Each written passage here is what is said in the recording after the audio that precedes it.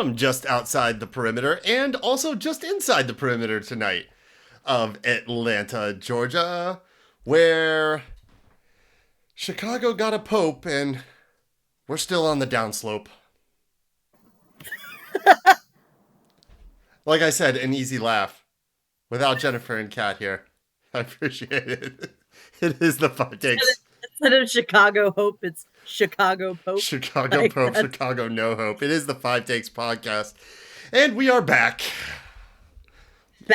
Back again. Yeah. Back like right where we were. Kinda, yeah. We haven't don't call it a comeback. We don't have one. But back like Metallica. So they're back on a tour, on a world tour. And which is a little ironic considering the way we wish the players felt about this club was that nothing else matters. And clearly that's not the case right now. When Jennifer's running a little behind, when she joins us, she'll have more to add to the discussion about rock and roll, I'm assuming, because she just went and saw Pearl Jam down at State Farm Arena, which looked like an awesome show. Amy, what did you grow up with, music scene wise? What were you jamming to back in the day? What was I jamming to? Wow. Jen would laugh at this question because we have joked about how I'm not like a music person. Like I am a music person in the sense that I like music. Like I'm not saying I don't like it. Yeah. But like I think I kind of am quintessentially Zennial in my playlist is like everything from country to rock to folk to Billy Strings to whatever. Like I just get in with whatever it is. Yeah. But like growing up, I never really went to concerts. Really? I've been to exactly 2 music concerts in my entire life. Yeah, I know exactly the face. One was Lilith Fair when I was a teenager. My big sister took me to it. Shout out of original lesbian experiences. Like somebody in the family knows, so they took me here. It was like, oh, this is my future. We're not going to talk about it again, but this is my future. And then the only other concert I went to was like Tonic, and I think that I was there in part because my mom made her bring me along or something so she could go on a date. I don't really know. I just remember thinking, I think that band had one hit, Tonic. If I you can remember name Tonic. it, you'd be proud. I remember Tonic. Hell yeah. Yeah. I mean, I grew up in sort of the punk rock scene. Um, I was the whole fuck authority kid when I was growing up. My very first concert that I ever went to, no joke, was Dropkick Murphys and Rancid. And that was at, I think, Club Laga in Pittsburgh, Pennsylvania. This little shit nothing, probably should have been condemned club warehouse that we should not have been in.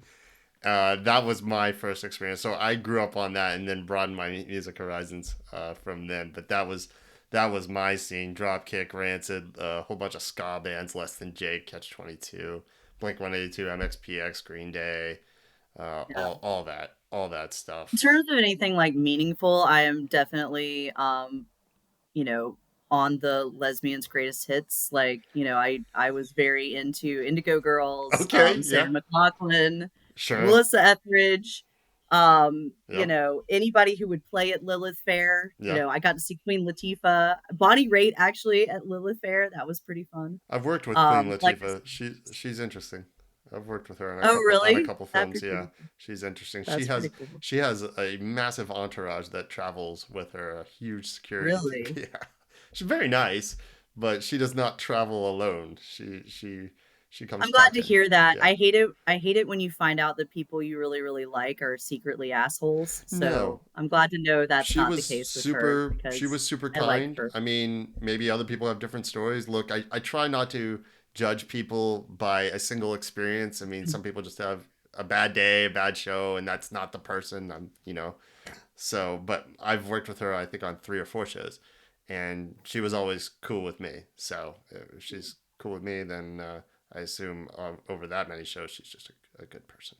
So. Yeah. So I'll probably get made fun of a lot for not being the music person, but yeah, that's kind of me. Like these days, I listen to history podcasts and sports podcasts, and that's kind of Yeah. where I'm at. I'm sorry to be lame. I did see all the pictures from Pearl Jam and it did look awesome. And it looks so awesome that me, the not music person, had a little bit of FOMO just looking at the pictures. So We all have our special nerd outs yeah. stuff. So, oh, so do we have to talk about soccer? Can we just talk? Can we just make this whole thing about music and other stuff? I feel like our intros, our little banters from episode to episode, just get longer and longer because we're just procrastinating because we don't want to talk about the match because it's getting really difficult. We try to come here with a little bit of levity and also a little just objectivity and analysis on things and bring something different to the table every time to talk about. But there's just not a lot different to talk about week to week.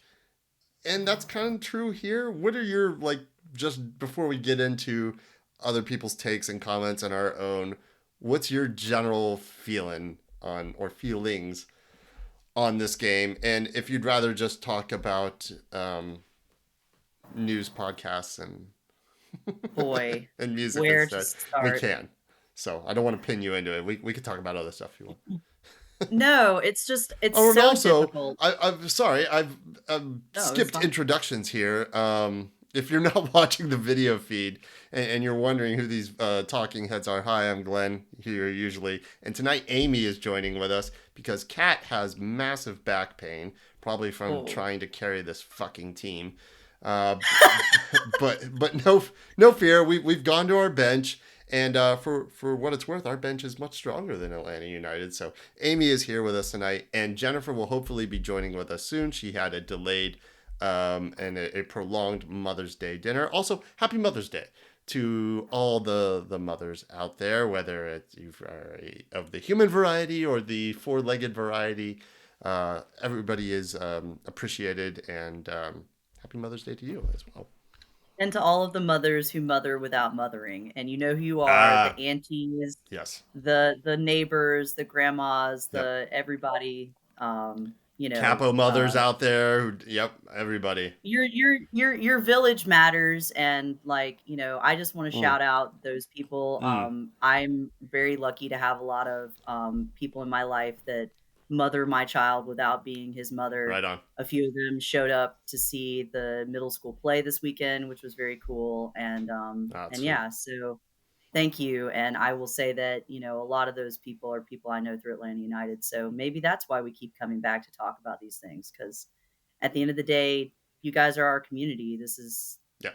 We are a family, and Yep. we're going through some hard times right now. And, maybe some of the guys on the field are having a hard time too. To be honest with you, I don't know what to say these days. I've been thinking about it, and it's just really hard to pin down. Like the other day, I was genuinely wondering if maybe whether our team was like too old for the way that Ronnie Deila wants to play. Like I was like, maybe we can only get 35 minutes because we've got, you know, a decent number of 30-year-olds. Not all of them. There are definitely some kids, but like, Sure. can some of these guys genuinely just not Hack it play anymore? that way for 90 minutes? I know that sounds like a really bullshit excuse, but this is where the grasping of straws Well, has it's gone all we have. We're all at this grasping point. because it's confounding to all of us, and not just to the fans, probably to the players too, certainly to the pundits, to the analysts, people who get paid to do this professionally. They're just as surprised and kind of bewildered and searching for answers like we are because it doesn't make sense just how bad we are. Not that we're bad, but like how bad. Like bad. But I go back to this whole thing with like the recipe, right? Mm-hmm. Because at the end of the day, like that's in sports, right? You the recipe for a championship team. It's this elusive thing that everybody chases, and every year it could be a little something different that gets you there, and you don't know what ingredient's going to be. And for better or worse, right now, it's pretty clear that our dish is not good. And there's some ingredient that's not fitting with the others. And maybe it's a small thing. Maybe it's just there's a little too much salt, right? Salty. But because there's too much salt, the whole dish is shit. Okay? That's basically what we've got right now. But And I think in this case, what I'm going to say, yeah. probably controversially, okay, is that I think the salt that we have right now that we're trying to figure out, is it too much? Is it Miggy? Is it Moranchuk?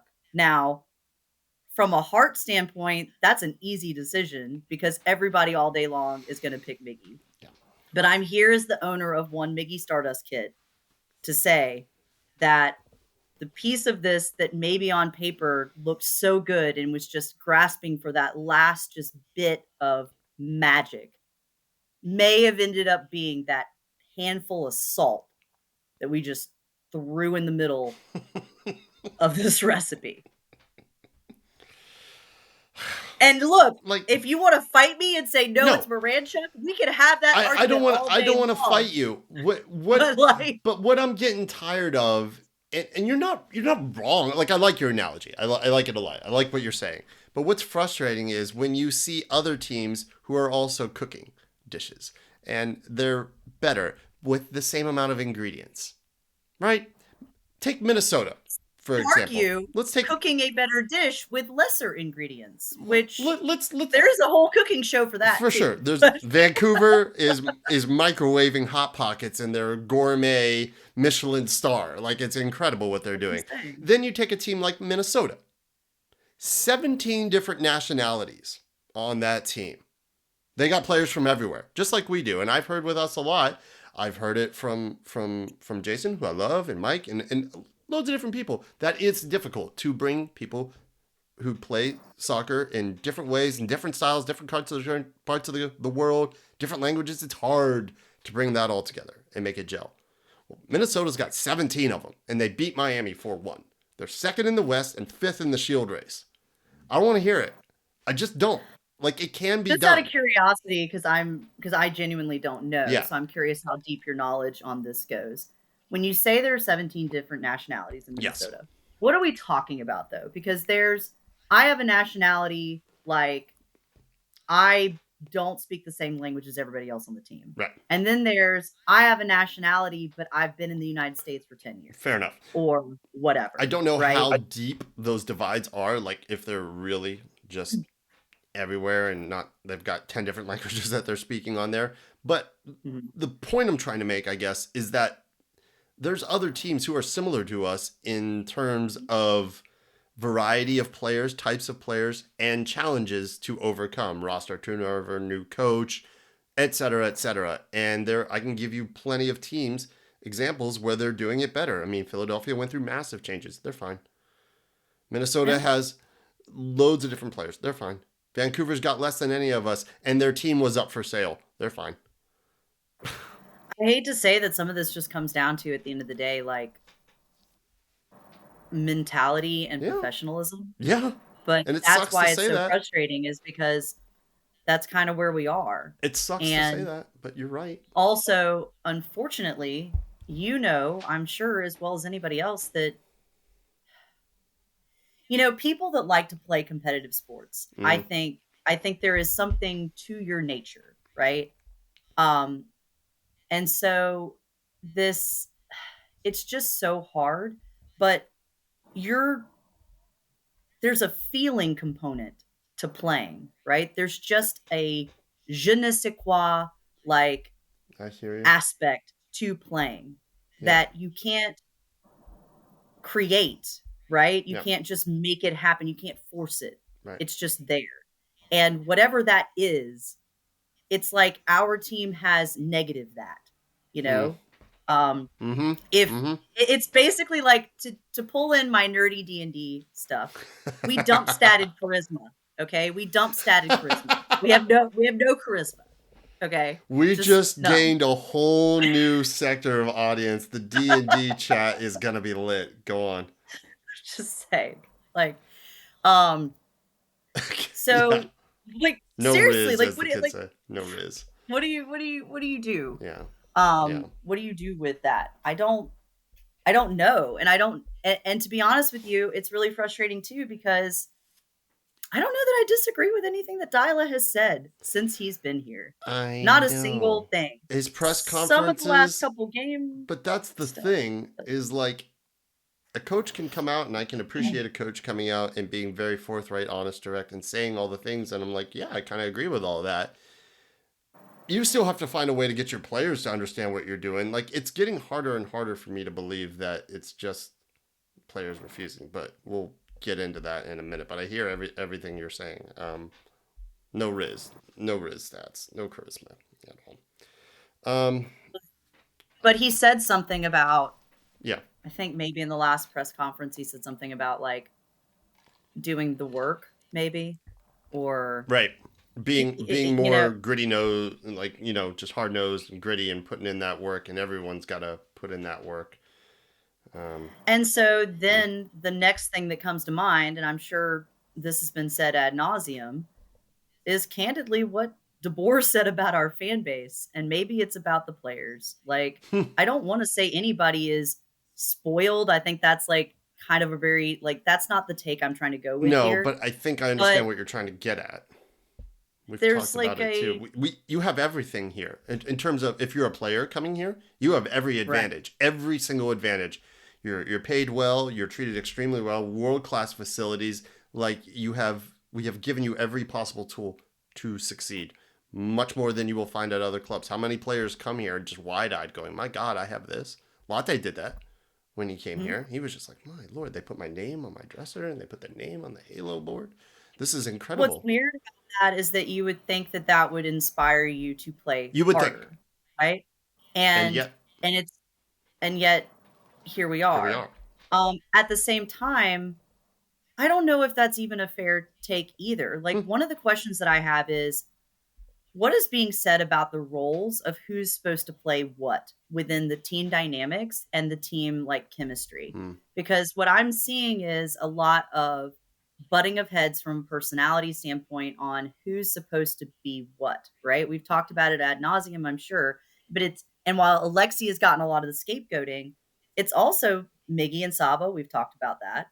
And then when you move him, and so what I keep seeing is, like I said, we keep trying to move Miggy elsewhere, and he doesn't fit with the rest. And Right. I don't know. Maybe you pull Moranchuk and that fixes things. I haven't seen anything to necessarily indicate that. And I would also point out that while Moranchuk did have what has to be a really egregious handball. I mean, come on, man. It Like the is one elbow, of like the everything. It worst was real bad. It was handballs real you bad. will ever see. Are we playing volleyball, son? What are we doing? It was it was bad, Yep. okay? Not giving him a pass on that. But that own goal is created from his cross. And a lot of the chances that we are getting when we do get them are coming from him and through him. I So, don't deny that. But like, unfortunately, like, if he was a $400,000 player, no problem.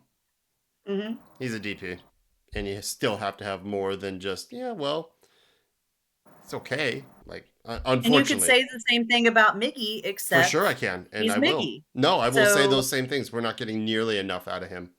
None of our DPs. None of them. None of them. Yeah, I have no problem and saying the that. None. So yeah.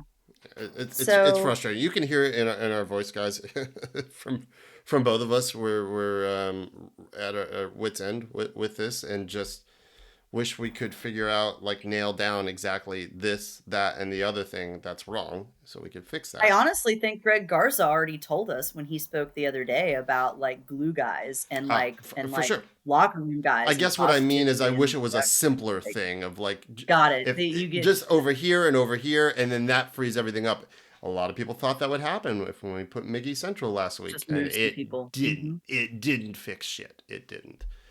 All right. Before we get into our takes, let's go through a few comments that we got from folks, and you will see a pattern.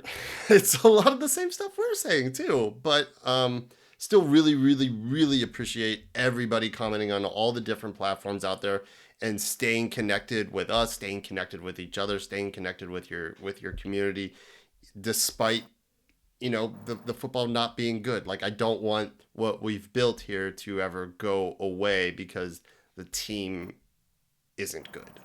There are things that are bigger than wins or losses, even though it'd be nice to have some wins. Spreadsheet Jockey over on X is not even mad at Deila at this point. These guys don't want to play together for whatever reason, and it shows. It feels like they've just given up. And write the season off and give your younger players more minutes. So, play the kids, I suppose. Even I think All Jason and Mike have been advocating for that, even though there's some rule restrictions that you can't just like line change like hockey and just bring up kids and But. No, and not from AU2. Correct. But what I'll say is that we also. But put Noah Cobb out there. I feel that energy, and I feel that as long as the kids are ready, we also don't want to throw them into a fire. You can ruin a player by taking a young player and putting him in the middle of a situation that's this toxic. Yeah. And it can be career altering in a way that I don't think we want for anybody. But it's pretty clear that there are kids that are ready for this challenge, and I'm glad to see them getting the minutes. But maybe we just need to give them more. Homer on X, Garth has to come out and either put Ronnie on notice or the players because this ain't working, although he has already fired the coach and technical director. So I'm sure he will start working through the players. And at this rate, we got to rebuild the team. All should go. Everybody outside of the homegrowns. I feel that energy as well. I hear you on that. Mark D. Bertram says Deila is the issue. The front office gave him what was almost universally thought to be a top 4 roster, and I agree with him. Like, at the time when we were at the airport, vibes were high, even though in the back of my mind I was like, oh, but if this doesn't work out, it's gonna hurt, and it's hurting. He feels with the right coach, whoever that may be, I think they still have that ability. Deila isn't the right coach. I think that's true too. It's not just one thing, but Deila isn't, I do not believe is the guy. Like, no progress has been made.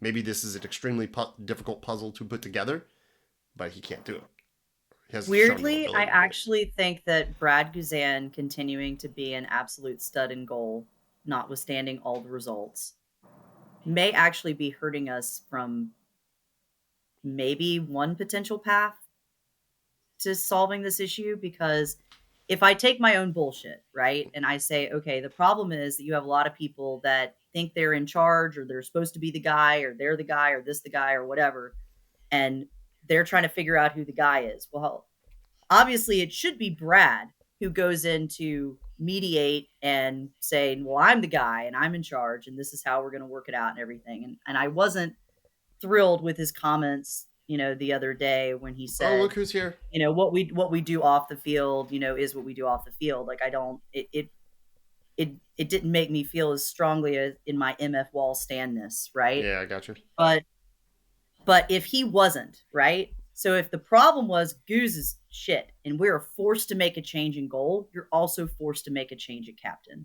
And you might be forced to try to sort out the personalities in the locker room to figure out, okay, who do I hand this to that is going to do what needs to happen to get this team together? And so there's this like alternate universe version of me that wants to know like both timelines. Like, can you show me where we go now? And also I'm just curious, what if Goose was shit and we had to fix captains? Now we'd have a shittier keeper because I just haven't seen anything out of Cohen to tell me that he's better than Goose. And that's part of the deal. And again, I say this with all respect. He has been amazing.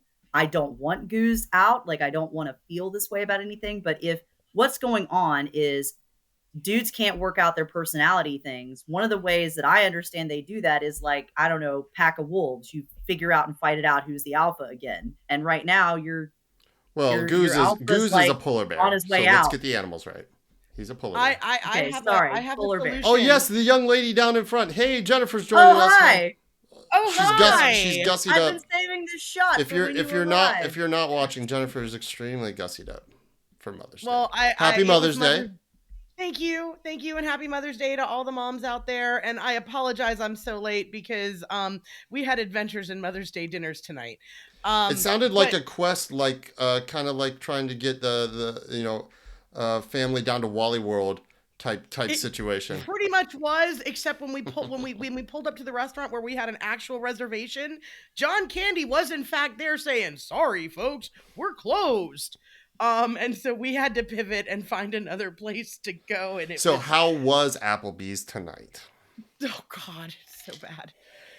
Well, let me see here. Applebee's involved a French martini and an entire universe bottle in of which wine. Jen ends up at Applebee's. There is no universe Not that with does her not parents. exist. She would go back into the kitchen at Applebee's.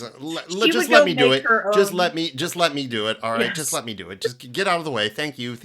Yeah, that's what would happen. So I had a pounded flat veal chop parmesan that was the size of my plate. Yes, that is not at that Applebee's. is not that is better than eating good in the neighborhood. But anyway, to answer your question, Amy, that I came in and listened to most of, the easy solution for all of this is Thunderdome. Thunderdome? Sure. Thunderdome. Only one comes out. Cool. Put them all in. Give them whatever. Like, you know what? Put them all in those big bubbles, like the big soccer ball. You know those like things where you play like bubble soccer and just let them. I think she wants full on in the Coliseum. I want blood. I want something. I want people to actually fucking show up and care. Sorry for the we were no, it's okay. We were talking about that. We were talking about that before you came on.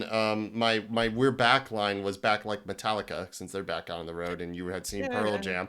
But we wanted these players to feel. I'm beginning to question whether we can be back, because I'm not sure that we're probably not back. It feels like such a distant memory. But we wanted the players to feel like this club was, nothing else matters. And they do not. They do not, and it's very, very evident. So I think, but I hear you, Thunderdome. I'm sure having Goose, I'd buy a ticket at this point is the easy way out. We are taking all the paths of least resistance. Goose. That's what I'm saying. Like I hate saying this. I've now talked bad about the two players that I love to the end of time, but that's what I'm seeing. Yeah. Over onto Facebook, onto the Book of the Face, Curtis on the Footy Mob thread says that. God, I so agree with this. Here we go. That FEA run was fool's gold. We missed the playoffs. We have established that FEA now actually stands for fire them all. Fire everyone's ass. Yep. Fire everyone. We missed the playoffs, and maybe some of these lackluster players are gone if we had missed the playoffs. And watching Brooks Lennon play soccer offends me, he says. So, I read that, and we got a few. To go have a conversation with we Curtis. got a few other comments on the socials that were less kind about Brooks that I'm not going to say here, but expressed similar things in different words. So that was a frequent one. Warren, I just had a totally different take on where Brooks was this game. He had a couple different decent crosses, but no one's been good enough. Warren, they're not on the same page. No. He's definitely not on the same page. Anybody else? We're not even reading the same book. We're not even reading books. Damn. I'm actually shocked you didn't call out the other comment that Curtis made, which is the one I really, really buy into. Oh yes, that there's not a single dog on this team. He could walk into the training ground, eat the lunch off their plates, and not a single person would stop him, just taking everybody's lunch money. So he feels that Joseph flipping that table of chicken and rice was the last heartbeat of this team. And he got a lot of people agreeing with him on that. I get it. Oh, there were 6 follow-up comments. Oh yes. To that. Yes, I know. Oh yeah. Yeah. Yep. And look, to follow. I disagree with the sentiment that I think it was Milan that commented, and some others have expressed this as well, about that moment with Joseph and the going full WWE on a table was the turning point. I think the turning point came much earlier with this team. We talked about it last week about Cat felt that was started with FDB, really, and from there. I don't think that was some big turning point, and I do think we look back on that a bit revisionist with Joseph tinted glasses, because it's not like he was balling out. and that his attitude was perfect too. He had some fault in the downturn, in my opinion. I say that with love A and lot of the respect. fans, I Build the think that in statue, hindsight but I think a lot of the fans that are saying that too in hindsight, if we check their social feeds, may have said some things about Joseph at for that sure time. they'll There go was on a there lot like, of the come on, fan base that Joe, was very unhappy come with on, his Joe. effort and whatever Yeah. else they wanted to see. Yeah, for sure. But this is where we are now, and I get it. This is what we do. Lynn Martineau, it seems to me that everyone from management to coaching and the players have stopped caring, and it shows. Worst of all, the fans aren't going to care, and they won't go to games or renew. It would be different if there were moments of brilliance that we just weren't stringing together. We don't even have moments of mediocrity. Ouch. Ouch. No, Right? in fact, we have moments of buffoonery. Okay, we have moments of buffoonery. That is where I'm at. I have seen a moment in every game. I think the last 5 games where there have been a situation where there's anywhere from 2 to 4 players trying to occupy the same space simultaneously. And not only does that not work, but it in fact prevents an otherwise goal that would have happened if one of them was just in a different space. It is like watching the Three Stooges yuck, yuck, yuck together. And it's, like I said, comedy of errors, lemony snickets, pick your thing. But it's buffoonery. And it's so infuriating between that and then, Brooks like standing out here wide open, like, here's the give, and nobody else on the field sees him. And I feel his anger and frustration there. Like, Has there been some discussion about like our poor broadcast media team? Like, no. has that come up? Has that come up in conversation yet? Cool. So You I'm mean gonna the reference. social media team that needs No, to no, keep no, no. aggressively like, I mean Jason and oh Mike and God. poor Abe Gordon and poor Maddie that are sitting there having to somehow Say something different and they can't. feel exactly, because like I want to reference what Abe Gordon said on the post game. Okay. Because Abe Gordon, and I think there was a lot of pushback about Jason and Mike not doing the pre and post when they changed over Yeah. formats last season. Look, I have grown to really appreciate Abe Gordon's commentary and his insight, and I don't feel like he's an also ran. Like I feel like he knows his stuff. And he was saying, and he's been saying for the last couple of segments, but especially after this match, none of this matters. Because Maddie's trying to be all positive. Well, I'm going to take this positive thing, and God bless her. She's No, trying her Abe best, cuts right? to it and it's like, yeah, And and he's like, "Look, I don't give a rat's ass about XG. I give real a rat's talk. ass about AG, and we have none of it. Yeah. And there has been none of it. And what our combined Amen. XG over the last 90 minutes plus has been something around 0.4. It's horrible. It's abysmal. I'm shocked it's that much. Hey, I thought it would be a negative number listen. because I'm telling you, I'm seeing us take goals away from ourselves on the field. Not just not scoring the ones that we have chances for, actually creating situations that feel like they create chances for the other team and take goals away from us. So It's to Lynn's crazy. point that she makes, to Lynn's very valid point that she makes, last year our stats were outperforming. Like we were not putting balls in the net, but we had the stats, and there was excitement and there was hope and there was engagement, and we'd go down a goal and we were like, man, if we could have just started playing like that 20 minutes ago, we could have won this game. And for the better part of the last 6 weeks, there has been absolutely none of that. Zero, squat, zilch. Yep. Own goal is our second leading shout scorer out for the own season. goal. 2 Calling goals out away. for a Own banner goal is now. in the golden Own boot goal. race. Let's go. I need own goal. I need a banner for it. Please, I'm requesting it now. I dare you. Do it. Hang it up. I dare somebody to make an own goal banner. Oh my gosh. Own goal for MVP. I got you. Yes, own goal MVP. That's I feel like somebody needs to say look, it. as supporters, like, at what I mean, we're gonna start chanting, the whole "we fucking suck" and well, let's pretend we score a goal. Yeah, and it's getting that bad. All of that is coming. If coming. you did, for those of us that are still stuck with season tickets that we already paid for, that's what you're in for this coming week. Yeah. Dude, I can't give my tickets away. That's bad. That's really bad. And I say this as the owner of the sole Believe fan that made its way to Montreal when nobody believed we could do shit in the playoffs last year. And I am struggling to be optimistic about this situation. Like I want to be, I but want to and believe. I want to believe, like I really do. Yeah. I want to be, and here's the thing: I want to be rooting for these guys. I want to be saying, you know what, man, the ref screwed you, or what a great effort, and like everything else. Mm-hmm. Mm-hmm. I want to do They're that, and making I it real can hard. for a couple of homegrown kids. Yeah. But there are I- grown men who are taking millions of dollars from Arthur Blank, and that money comes from checks, notes, our season tickets, too. That's like I understand.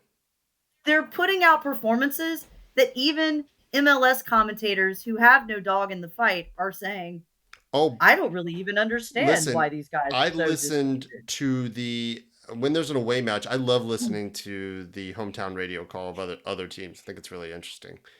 And they were saying Mhm. the same things. Like, this is weird. Like, they just don't seem like a team at all. This is so disconnected. They're not even playing basic football. This is coming from broadcasters who have a decent beat on MLS and know their teams, do their homework, but they're not as familiar as we are, you know. Guys And just like legit don't like it's the each same other. I stuff. really I could wonder. have them on the podcast, and they would say the same things because it's so obvious to everybody. Like it's embarrassing. Well, it's even obvious to Ronnie Deila. Yeah. Like it's even obvious to him because he's sitting there in every post game press conference saying, "Yeah, yeah, we're soft. Yeah. Yeah, So yeah, we have no fight. let me. Yeah, I like yeah, the we tried this, Yeah. and maybe there's another way we can try it. Right. I don't know. He's out of answers. Let me build on that. Literally out of answers. Let me build on that with diving straight into number 3. So we had a couple of decent chances, or not number 3. I'm sorry. Yeah, number 3. Yeah, we got a couple of decent chances off of long switches of play, and Ronnie's talked about that a lot. On top of everything else that he's talked about a lot, saying the same thing week after week. Because what else can he say? He keeps saying he wants us to switch the play constantly, and we don't do it.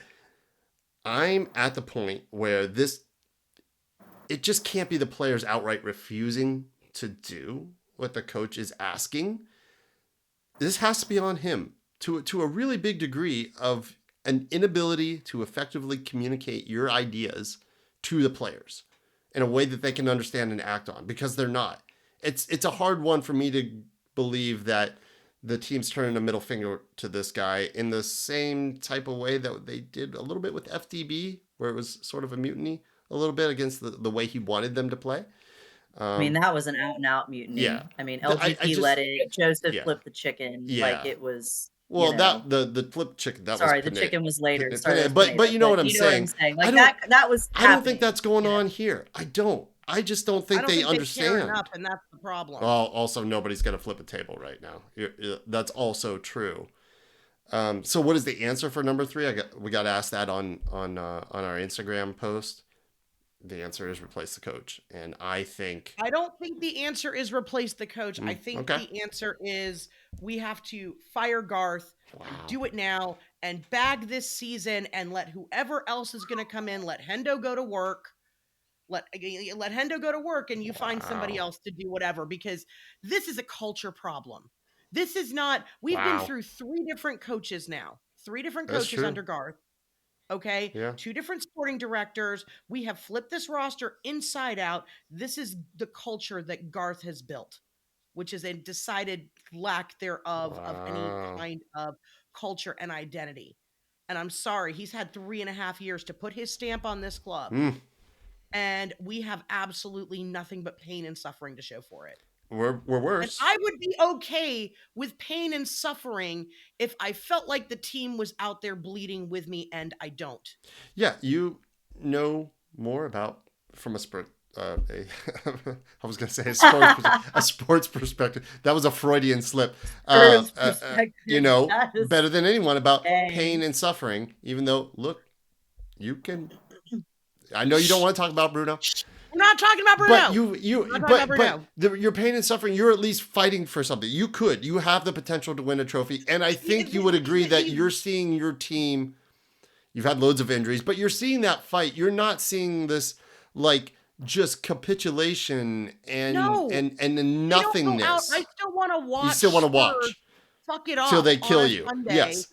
Just because at least they're going to go out there Right. and try, and for about 49 minutes give me hope that they might actually do something competent. We're not even doing that here though, because No, and we are fully in that meme with the guy with the stick, and they're just like poking the team and say, "Do something, do something." That's Yep. where we are. This is number one. This team right now is constantly negotiating on the non-negotiables. You put aside the tactics for a little while. The guys aren't giving everything.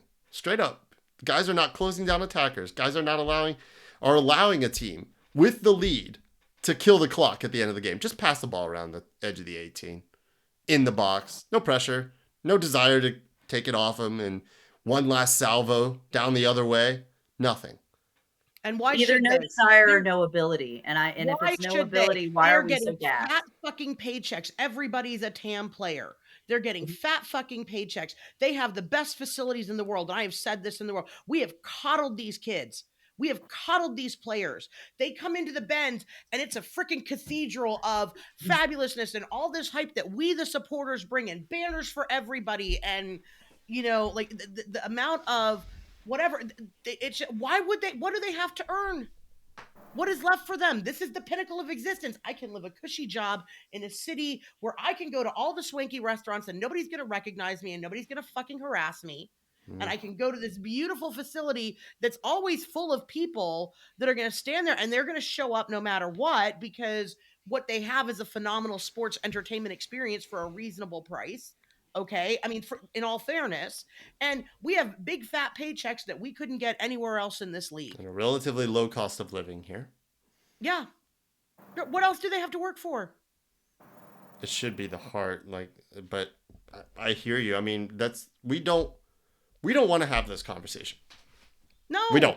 We don't want to assume this of the players that are wearing our badge. Our badge. It's ours. But we're left with no other recourse. What else is there? This is not Deila tactics. what is Deila? Deila bench Saba. Did it send any kind of message? I don't think so. No. To be honest with you, that's also the really tragic thing about us having too much salt, Glenn.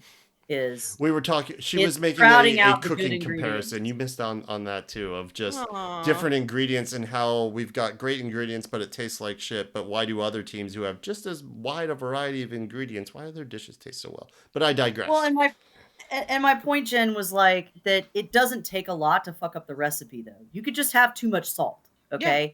And in this case, my too much salt is Miggy and Moranchuk. And you can pick which one you think is too much, okay? But what it's costing us is a delicious, Georgian spice, right, on the field right now, who does seem to want to play for this team and does seem to have that heart and whatever, and does seem to actually see one Brooks Lennon. So it's frustrating that, in essence, if I'm Deila, I am so frustrated right now because there's no formation that gets all of my heart on the field, all the heart that you need at the same time. I'm going to be brutal. And frankly, the DPs just need to do more. But anyway. Agreed. I'm gonna be brutal here, and I think I have been more patient with. Oh, now you're gonna be brutal? Now I'm gonna be brutal. Well, I said. No. I said, with Moranchuk specifically. Sure. Okay, because I said, let's see what happens. I was the one you were calling for his head back in February. Okay, and I was like, no. I think it was in August. Okay, fair. Anyway, I just, if you can find a bigger swing and a miss in MLS at 3, I don't know where you're looking at. I don't know on what planet anybody thought Moranchuk and his skill set were going to, unless you were going to completely rebuild the entire pseudo idea of the identity that this club has had from a tactical play perspective, right? And that would have meant getting rid of everybody else you'd already brought in here. Mm-hmm. That's not what they did. And you were right, Glenn. And I will say it for the public record. You were fucking right. Alexi needs to go. And he needs to go So tomorrow. A lot you'll of have to go people. back and listen to the pod to get my opposite take on Yeah. this, Jen. But just out of curiosity, just because I think it's kind of funny to think about, you think maybe that like Alexi was like Carlos Bocanegra's like F you on the way out? No, No? 100% not. Garth is involved in this. No. No, I don't Garth, think. you I don't think think Garth Boca did was Alexi? on the way Okay. out. Because I always thought it was kind of a weird, No, I think thing or Boca whatever. And I was the thought, well, rubber maybe. stamp and all of that. That was Garth's handpick.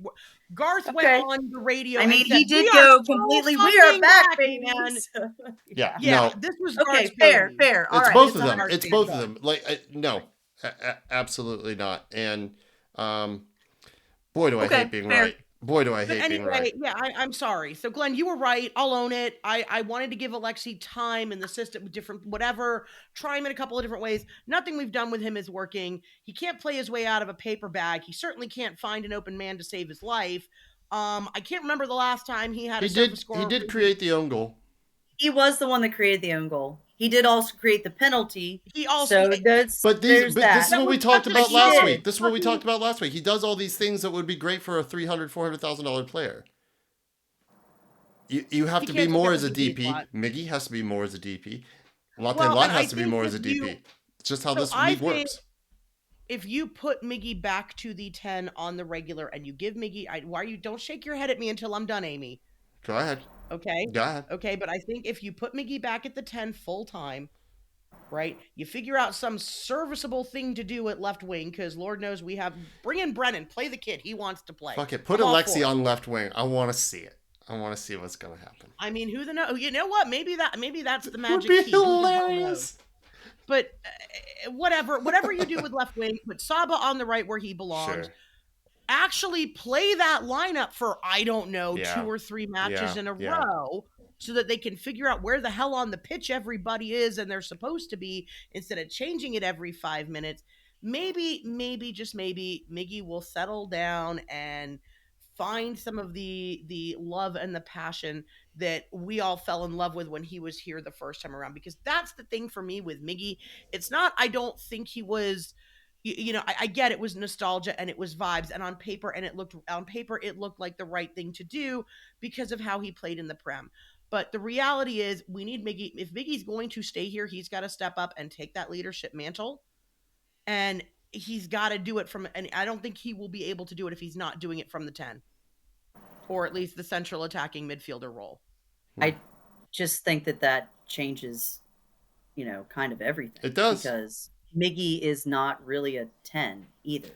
And I mean, Jason's talked about this. No, he's not a traditional 10. So he's not going to be Thiago. He's not going to be PT. He's not going to be right. Barco. Right. And so then... the Barco wasn't really a 10. You have a playmaker in Saba, and you have a guy like Latte Lot who can cover a lot of ground and be more than just a garbage collector at the net. Right. Yeah. I actually think if you did that, you might end up seeing, the way that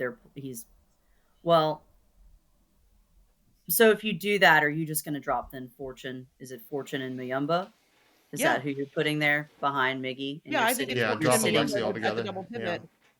Because I think Sleesh is too inconsistent. He's not good defensively, and Cleach is a liability, not an asset. Oh boy, that one's shocked. I got that one wrong. I thought I said at the start that this guy was going to be like just a surprising key component. He did look great to begin with, too, and then he was out a couple games, and he's gotten hurt a bunch. And guess what? It also doesn't help that we have all this going on. Yeah. It also doesn't help when you've got all this going on that everybody keeps getting hurt.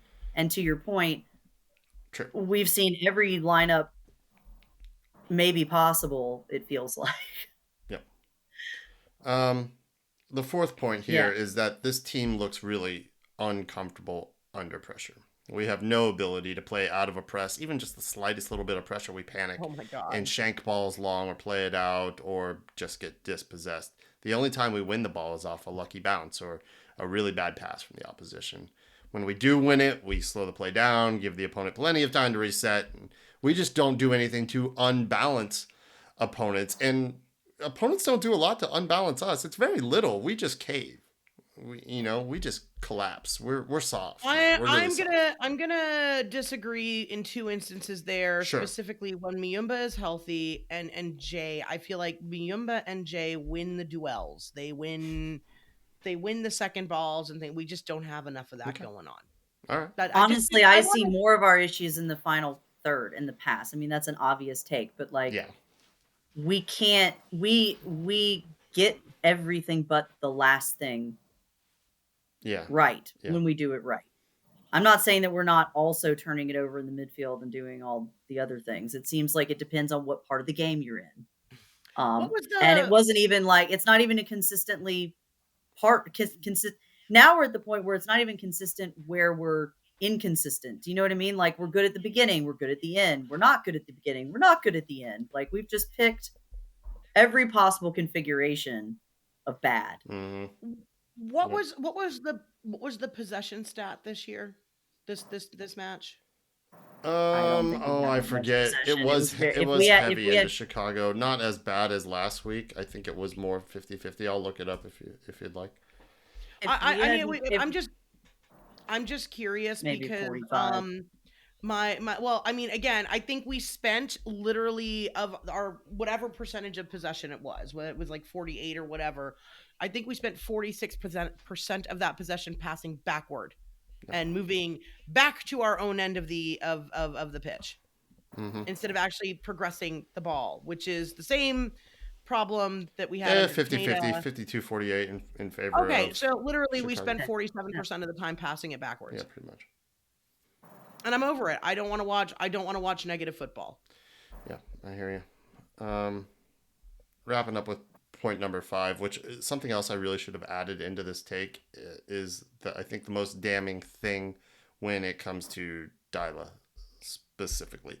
This is definitely the most disconnected team we've ever seen. Like, for sure. We can all agree on that. We have moments each match, but nothing more than that. And we're a third of the way through the season. If I asked you or anyone to tell me what Deila ball was, could you? No. That's it. That's the problem. With Pineda ball, we knew what it was. We had disagreements with it. It wasn't executed well enough. Didn't like it. Fine. FTB, we certainly knew what that was. Tata, we knew what it was. I have no idea what Deila ball is. I don't know. We haven't seen it. He hasn't been able to show us what that is. Amy's really thinking about this, though, so I give her credit because I just went with the easy. No, because that's it. I think that I could tell you bits of what he wants because he's told us. Yeah, from what he's told us, but he's not able to teach that, apparently. Has he? I'm out of curiosity. He's seen it for no more than 45 minutes. And that brings me back to the beginning before Jenn got here of genuinely wondering, like, are we just not physically capable with this team of playing in the way that he seems to want us to play? I actually think you might be right that we are not physically capable of this team playing the way he wants them to, because they are not physically able to keep up with him at training. Right. We are constantly getting injured. There's some stuff going on at training, I think. Team may be a little bit aged for the style that he wants to execute. And I think that's why he may be having more success and the kids picking up on what he is doing. That's just my anecdote. So Amy, did I miss this before? Are you Ronnie in or Ronnie out at this point? It's really hard to say. I'm going to be honest with you. It's really easy to say. I'm still kind of where I was. I'm still kind of where your answer was, Glenn. Look, like I said, I am still very much of the opinion that if you are in a position that I think all of you would agree, where one of our struggles right now is we have no culture, we have no consistency, we have no identity. I hear you. On the one hand, you could go with, cool, that's supposed to be the coach. He's out. I get it. And I don't think that I can make, an argument that says that that's completely, wrong. It's not. But on the other. At the same time, I look at it and say, if we have a situation where repeatedly, when the players have just not done what the coach wanted them to do, we have changed the coach. And that message, combined with the sort of spoiledness that you've alluded to, Jen, and all of this, and then you have this sort of winning, but then it's like this ephemeral, it didn't really stick. Did we really do it? Kind of thing. Are you really getting anywhere changing the coach again? I still feel very strongly that you start to get a reputation. And I think that we may have a situation where the players just assume, well, nothing's going to happen to me. They're That's just going to fair. keep changing the coach. That's fair. And I have not disagreed with anything that I've heard Ronnie Deila say. I have liked the style of play that I've seen when we have seemingly been executing on what he's communicated it is that he wants. I like the growth that I'm seeing out of the young players under him. And I don't really see anything that tells me that my season gets any better by me sacking him. And so It's I'm fair. still going to ride the line that I've been maintaining, which is Ronnie gets this year and he probably gets some portion of next year. He gets a chance to have a summer window and an off season Okay. for me. I don't know if he'll last that long, and I'm not sure that I'll be able to argue with anybody if he goes out sooner, but Right. that's just me. I No, think I love I that. have a problem here where I feel like we may have a situation where part of our culture issue is this toilet paper Yeah. coach. No, I really, really deeply appreciate everything you've said there, because I think it's good to have, like, that's a really reasoned objective. You can't argue against it, can't argue for it. Like, yeah, that's totally reasonable. So I appreciate you That's saying and, it. and, and honestly, Amy did a much better job of illustrating why I think the change that has to happen is Garth going. Because we've tried all of this. We have fired coaches to please players because they have lost the locker room Hmm. multiple times now. We have turned over the roster multiple times now. Mm-hmm. Ostensibly to get rid of, bad contracts or, for a lot of different reasons. But there's been, since Garth came in, there's been a lot of roster turnover. There has been Yeah. multiple coaching changes. Yeah. Okay. So the one consistent thing that hasn't worked is Garth.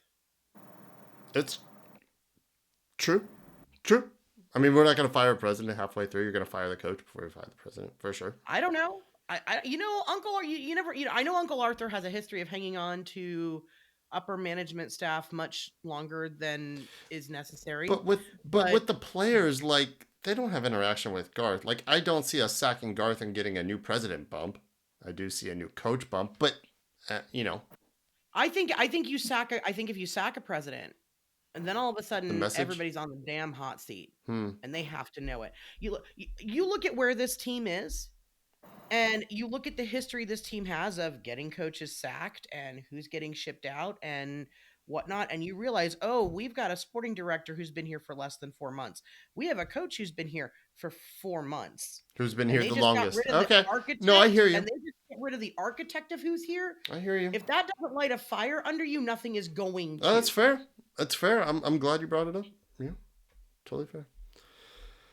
I feel like Amy does too. Like the reputation we have is that of basically being a career coach killer, because nobody else has really gone on to do anything good after they've coached here. And arguably neither did Tata. No.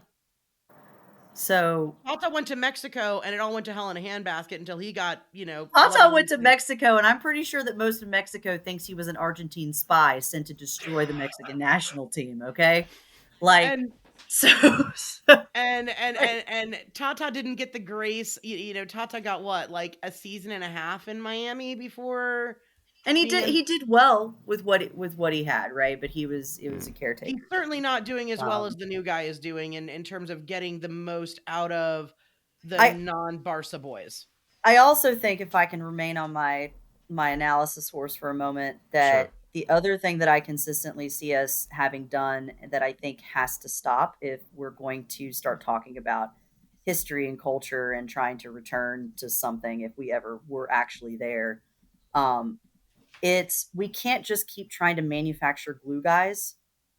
I feel like we get these guys that are the Garza, the Gressel kind of guy that he talked about. And we've been really lucky also in being able to kind of just go out and grab we had Michael Parkhurst, we had Lorenowitz, we had those guys. And then I think since then, what we've tried to do is like, we got really lucky with Dax. Like, I'm not saying that it didn't work, but you can't just bank on being able to do that year after year to just go out there and be like, here, let me pluck this guy who's going to suddenly glue my whole locker room of identities together. Some of that has to be a guy that's had history with the club. I think that's why you see Ronald Hernandez speaking more. I think that's why you see Goose doing what he's trying to do, but, obviously not having that success. But you can't just have Ronnie, Goose, and Fortune. That's why you have these kids. And I feel like we keep trying to just buy a glue guy, and you can't just do that year after year after Nope, year. and we got rid of our glue guys. In all We get rid, fairness, and we often ship them out. We do. what we needed Dax to be, what Dax ultimately, and all due respect to Dax, because love the guy, right? Mad respect for him, but I don't think he actually started showing up for this club until and he said September. as much. He said as much. Yeah, he has, to his credit. Yeah. Because he didn't have the history, okay? Right. Like, Well, that takes a minute to build. We manufactured a glue guy though. We built one briefly, but then he retired. Briefly. So and then he retired. It can be done. And this is honestly, this is why I'm so high up on a kid like Jay Fortune, because Jay Fortune really feels to me like he can be that kid. That Absolutely. And unlike Caleb, he doesn't have that level. I mean, he's got a higher ceiling, I think, than where he's at right now, but I don't think he's got to go and play for Chelsea Football Club ceiling. Low ceiling. I don't know if you know this about Chelsea. I mean, that's fair. Low ceiling. We couldn't beat Newcastle over the weekend. I don't know how long he'll be here, but every minute he'll be here. I love watching Jay Fortune play, and I appreciate that he plays for sure. every minute with rest. I like his mentality, his approach to the game, and if nothing else, that's one thing we do at least remain consistent on, is just developing young players, and that's been great to see over the years. And also, I think, and I don't understand. Look, Matt Edwards had a very, very good outing this weekend. He's another one that's come up under Deila. Like I said, anyway. All right. That's kind of it for our takes. Jen, hit us with a segue into Mason Mill. So when you're like Jen and you've had a bottle of wine and a French martini for dinner, and then you're gonna go to bed and you sleep funny wrong, and you need to get your back fixed. It's the worst segue. That's the worst segue ever. So I'm so sorry. I was not prepared. No, you're not. I just threw it at you. I came out of I've got it. I've got it. Amy, take it away. I've got it. Okay. Go ahead. If you two are experiencing neck pain from having gone like this during the Atlanta United matches, okay, but see, if people are watching the video, it doesn't work. Actually, you what have to verbally describe. If you wrenched your neck watching Atlanta what United, I should have done is, in mentioning Kat, who's not here because of her back pain, that should have been the segue. That is true. There you go. I'm assuming Kat will be going to Mason Mill this week. She won't be going tomorrow or today if you're listening to this on a Monday, because they're closed on Mondays, but they are open Tuesdays through Saturdays.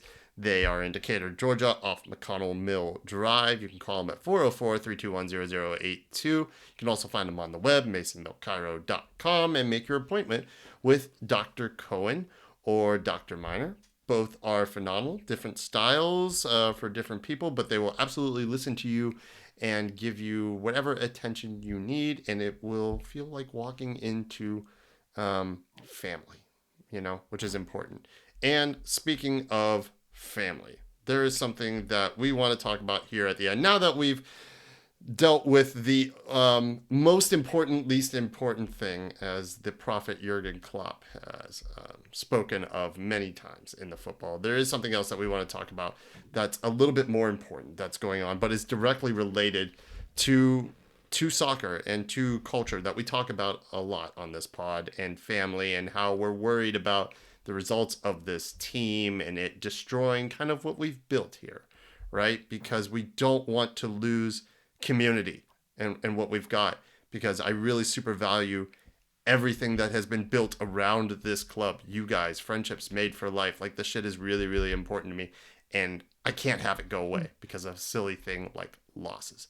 But there are real losses that are happening in the real world that we want to talk about briefly. So if you'll indulge us, you probably have heard by now, it is all over the news, including on the New York Post and other, more established sites and outlets than us, that La Brigada de Oro, a supporters group up in Nashville, Hispanic supporters group, is going through some times because of all of the bullshit that's going on with immigration and ICE, that's going on with the deportations and the outright, let's just call it what it is, circumventing the rule of law in this country. So I want to color some context here because Sure. I'm not going to sit here and tell anybody how to think or what to No, believe. this That's is not not what we're here politics. for. This is, we see an This is attack the on our bottom line family. is there have been escalations Yes. in actions being taken in collaboration between state law enforcement Correct. and ICE. And this has led to many people being taken off the streets for various and sundry reasons, regardless of certain statuses. Like, so it's again, the bottom line is we no longer, our friends up in Nashville no longer And they are have. our friends up in Nashville. Let's be clear. Yeah, they know that's It's the family. reality. My heart is breaking for our friends, our family to the north, who don't have the opportunity right now because they are very concerned about personal safety and personal liberty. So much so To that go, they were not at the past couple matches. yeah, And the they were not supporters, able to. They actually canceled their tailgate this weekend, and most of the membership of La Brigada de Oro did not actually attend the match out of yeah, fear for their because own they're being safety and their targeted, own. and they're now immigration officials are now using the beautiful game as a hunting ground, if you will, a place to target, to carry out what are unlawful seizures of people, and that is not politics. Look, there are rules in this country, and whether you have broken those rules or whether you have not, whether you have, quote, done something wrong or whether you have done nothing wrong or somewhere in the middle, everybody is treated the same. And you are afforded the same rights and due process, or at least you should be, and to an ability to go through that process and defend yourself. And a decision is rendered, and then consequences come from that decision. And where we live right now is the very real threat that that process, you won't even have the opportunity to go through it. And it's not hyperbole anymore, because we've seen in the news that people are being detained and straight up removed when just from administrative errors and other things that were just wrong. So it's not hyperbole anymore when someone says, I'm legit afraid. And I'm just going to stay home because I'm afraid that might happen to me, because it is happening now, and it's happening to our family. And it's an important thing, and we need to approach this with bare minimum empathy for what's going on here, to your person to your left and to your right. We all have families. We all have families, and families are messy. And we all have members of our family that we like, dislike, whatever, but it's family. And this is family, and our family's hurting right now, and we need to at least be aware of it and show some empathy and be kind, if not taking action, if that's what you choose to do. But the bare minimum needs to be showing a basic level of kindness and empathy for what is going on. I am so incredibly proud to call a lot of people up in Nashville that are part of the Backline Supporters Collective my friends for the courage that they showed up Mm. with yesterday in flying La Brigada de Oro's flags, in Mm. creating tifo. They waved the La Brigada flag on the pitch during the anthem. I believe they were Um, silent for 10 minutes as well. they did it. They did 10 minutes of silence. The tifo or the Um, banner they held up said, "We are not all here," if Yeah, I'm not they said it mistaken. in Spanish and in English, and you know, again, I don't want to get into the politics of all of this. The bottom line is, soccer is supposed to be our home and our escape from all of this and our safe space, It's and it supposed is to be really safe. it's really disheartening to know that we cannot have a communal gathering where we can keep everybody safe Mm. and allow everybody to have 4 or 5 hours of respite from all the other chaos and crazy that they have to deal with every week. Yeah. This is supposed to be our escape from that. And it's horribly saddening and it's unfair. And again, Yeah. mad snaps to the Mm. courage that everybody up in the Backline Supporters Courage. Collective showed this weekend, Courage. because for a lot of different reasons, this was not easy to do. And I'm obviously, there's a lot of things that go into creating and putting together a match day experience. And nobody really cares how the sausage gets made most of the time. But suffice it to say, like, it was an extra hard grind on that meat this week. And that was my attempt at being a little bit, Yeah. little bit levity, a little bit of levity there. No, But I like, understand. again, like, super privileged to know these people. They were just here the week before last. Like, keep that in mind. We were all just partying in the tailgate lot. And you may have noticed, and you might have thought that the Atlanta United tailgate space has been, a little quieter, little way less people. And I think a lot of people are chalking that up to the fact that, well, this team is hot garbage right now. I think maybe this is an opportunity for everybody who listens and people who take a look around that tailgate to think about why that tailgate is not the happening space that it has been in the past. Amy, anything you want to say on this awful situation? I mean, look, Your shirt the says it all. situation's. I mean, look, those of you that know me, I'm a lawyer, not a useful one, but I am.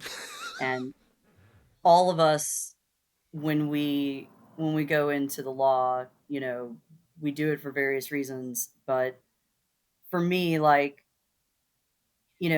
yeah, I'm a corporate lawyer, but I still swore an oath to uphold the Constitution and Hmm. and the law. And what's really hard for me about this is that you're talking about family, and foundationally, from an American perspective, we're not, I think, like, even, I'm sorry, I'm going to get, I'm not trying to be political, but like, to quote, I'm just quoting this person. I think like Reagan said something like, what brings us together is we're not Frenchmen, we're not whatever. It's the rule of law. It's because as Americans, we fundamentally believe in fairness.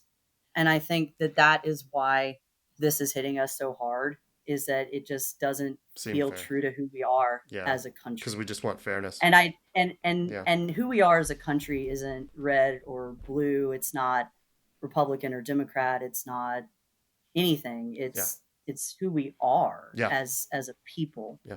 And I don't believe that as a people we're ugly in the way that this is ugly and becoming ugly. And that's why it feels so uncomfortable, is that it's coming into a sacred space. It's coming into a beautiful place. The ugly For a is coming lot into of a beautiful place. Yeah. for a lot of people, soccer is to them like what church is to others. Right. Yeah. And It's a religion. that that space there is sacred. It's special. It's important. It's set apart. Yep. And there's culture and history and tradition behind why that is. Yeah. And so my heart is very sad for the people of Nashville. My heart is sad for the people of Atlanta, of this entire country, who feel like they can't be safe to just walk around. And I'm not speaking with regard to status. I just mean don't feel safe to walk around. And the other thing that is, worrisome for me is, like, it may be affecting some people now, but it'll affect everybody eventually. And like, how long can we go on before we lose that sacred space? Mm. And, you know, I can rage and, all the things, but like at the end of the day, like you said, Jen, like we've all said, um, this team is near and dear to our hearts. That's why we're so upset when they play like shit. Like, it is maybe the most important, least important thing, or whatever it was that you Yeah. said, Correct. Yeah. right? Yeah. It's the most important, least important thing in our lives from week to week, Yeah. but it's still fucking important. Yes. And when that space is invaded or snatched away or altered, we should mourn that. We should be sad. We should talk about it, even if it's hard. even if it's uncomfortable, Yeah. because we're family, and family fight and family have problems, but at the end of the day, we're family and we got to figure this out. And you So hit the nail on the head. Agreed. Families don't always have to agree, right? I think we have all probably had our worst fights with the people that we love the most. And we have absolutely. those fights because when you care about people, it inspires passion in you, and you want to vehemently get them to a place where you're not arguing with them for whatever those, for whatever those reasons look like. So regardless of where you sit in terms of what is right and wrong and all that other, it's not even about that. It's, we can have these arguments, and we can have these discussions, and we should be having arguments and discussions and Mm-hmm. all of that fun stuff, but like, we're still a family. Mm-hmm. Just because we argue and we fight and we pull each other's hair out, Mm-hmm. that doesn't mean that we love each other any less. Correct. Yeah. Well said. I can't say it any better. We were talking about church. And Yeah. again, I just want to say, to our friends at Mixtape, to our friends at Yes. Assembly, Please. to our friends at the back line, to our friends at La Brigada de Oro, to our friends at the Roadies and Fubar, and I'm probably forgetting one of them, but like, y'all, we love you guys. Much love, much support. Yep. Keep fighting the good fight. And also, thank you for beating Charlotte. Appreciate it. Yes, If we thank you can't for win, we beating will live Charlotte. vicariously through you and throwing really I am- quality it's- banter at them. Quality bants back at Charlotte. Really appreciate To that. go there. Hey, we were talking about church and how soccer's a bit of a religion. On a happier note, we have a new church to go to starting May 23rd. Ooh, I'm excited. With Decatur FC kicking off their season against Union 10 FC at Decatur High School. Kickoff is 7 p.m. And we will be attending Media Day. A couple days prior, they invited us out with a bunch of other media outlets. I hope Doug will be out there and a few others. It'd be cool to hang with them. So we'll have some interviews from coaches and players coming from that after the 23rd. We'll package that into a little pod and probably drop that on the 22nd, day before, to get everybody hyped up for Decatur FC. Y'all come out for this thing. Let's smash that record from last year, set a new record this year. And we're going to be dropping as many pods as we can for at least each home match that they play. And we're going to do our best to get out on the road as well and support them at their away matches as much as possible. Well, know that it's kind of a doubleheader weekend for Decatur FC, because they are also playing an away match at the Atlanta Fire, which for you Guanetians, that is up at Pinecrest Academy. Come on out. Go do it. Yeah, go do the thing. come on out. Go do the thing. So that's exciting. I'm sorry, it's incoming, which is close enough to Gwinnett. Okay, yeah, that's fine. But still, yeah, it's exciting. I'm excited. I'm really grateful to the club for inviting us and for hooking us up with some media credentials and allowing us access to these players and coaches and for something, which is kind of cool. Yeah, like they recognize the value of people who love this game and want to see it grow and feel like we have a vested interest in being a part of this growing family. We have to contribute. You have to contribute to your family. You have to contribute to this. So that's going to be really fun. We will be back, Thursday night. We're going to try to talk about... Y'all are going to get so sick of us. We're going to be back Thursday night. We're going to try. I'm going to be out of town. I'll be in Colorado for a wedding. I'm not big into weddings, but you had me at Colorado. So I will be out in the mountains, but we're still going to try to record after what I'm assuming will be a barbecue beatdown from Austin FC. First time we're playing them down at Austin. I think we have a few supporters going down there. I think Jeremiah, a couple others are going. There's a pretty decent. Y'all, if you're going down to Austin, I'm sure it's going to be a great away trip. Just go enjoy. Just go enjoy the food. Don't let this team ruin it for you. Go have a good time, man. Go have a good time, and we'll be back to talk about it on Thursday night. So and next week, my low-key man of the match will be my expectations, because I can't be disappointed. So. We'll be talking about a fourth own goal, I'm sure. All right, y'all. We really go. We really appreciate you listening. Goal. Thank you for sticking with us and for sticking with each other. And now more than ever, stick with each other. Check on your people. Be kind. Be empathetic. Make good trouble. if that is your choice. We really appreciate you guys. Thank you for supporting us in FanTV and Decatur FC. We will be back. And also Mason Mill. And Mason Mill. Thank you for going there as well. We appreciate it. And they appreciate it too. Don't forget to pick up stickers if you go there. All right. We will be back in not a week's time. Oh my gosh. 3 or 4 days' time. That soon. For more therapy. It's going to be great. All right. Thank you guys. We'll see you in a few days. Until then, y'all be good. We will be back. Meow, meow. Sad meow.